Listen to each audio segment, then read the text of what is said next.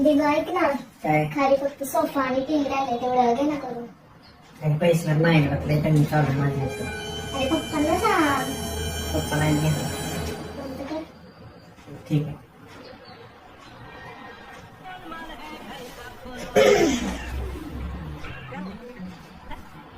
Hello हा पप्पा, आपण म्हणते आपल्या घरी टीव्ही आणि सोफा घ्यायचा आहे.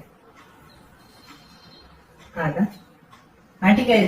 तिथे गेल्यानंतर स्कॅनर पाठवतो मला. हा चालेल चालेल ठीक आहे. हा हा Yes.